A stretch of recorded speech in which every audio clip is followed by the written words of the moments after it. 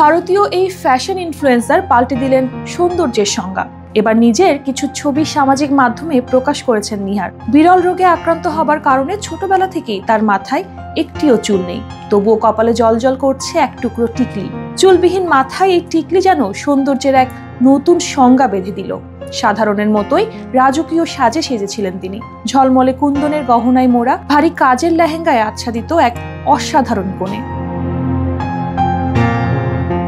ভারতীয় বংশোদ্ভূত American makeup artist Nihar Sachdev. ইনস্টাগ্রামে ফ্যাশন ইনফ্লুয়েন্সার হিসেবে পরিচিত নিহার ছোটবেলা থেকে অ্যালোপেশিয়া নামক বিরল রোগে আক্রান্ত। মাত্র 6 মাস বয়সে এই অসুখ ধরা পড়ে, যা ধীরে ধীরে কেড়ে নেয় তার সব মাথার চুল। চিকিৎসা চললেও ফিরে আসেনি হারানো চুল। তবে থেমে যাননি নিহার। দেখিয়ে দিলেন সৌন্দর্যের সংজ্ঞা কেবল চুলের ঘনত্বেই সীমাবদ্ধ নয়, বরং আত্মবিশ্বাসী সত্যিকারের অলংকার।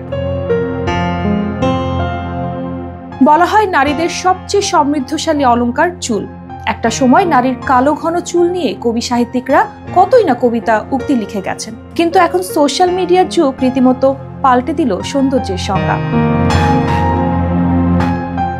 তিনি নিজের সৌন্দর্য নিজেই গড়েছেন, চুলহীন মাথায় স্বপ্ন বুনেছেন, ফ্যাশন দুনিয়ায় নিজেকে প্রতিষ্ঠিত করেছেন, আর আজ সেই সাহসকে সঙ্গী করেই জীবনের নতুন অধ্যায়ে পা রেখেছেন। বিয়ের মঞ্চে গর্বিত কোণে হয়ে দাঁড়িয়ে থাকা নিহার যেন এক অনুপ্রেরণার প্রতীক। তার এই দুঃসাহসিক আত্মপ্রকাশে মুগ্ধ নেটিজেনরা।